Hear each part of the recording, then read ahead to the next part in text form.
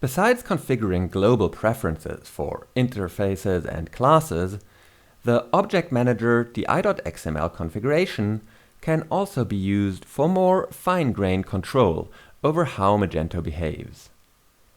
Constructor arguments can take many different forms, not only objects, but also arrays or Scala values like numbers or strings.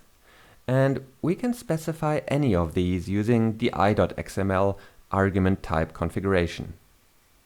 To do this, we need a di.xml configuration file. And as an example, let's look at the module catalog di.xml file. And let's pick out this one simple example here to look at.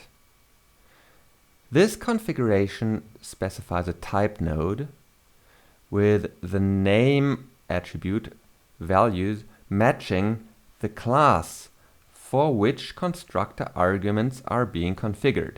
So in this case, it's the Magento Catalog Model config source grid per page class.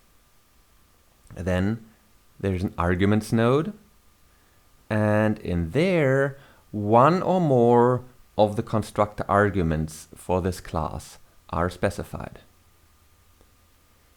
The value of the argument name attribute matches the variable name in the constructor signature. So in this case, it's per page values. Let's have a look at the grids per page constructor, and we can see, yep, it's per page values, which matches the argument name in the configuration. It might seem obvious to you, but often developers new to Magento have the misconception that it is possible to add new arguments to a constructor with di.xml.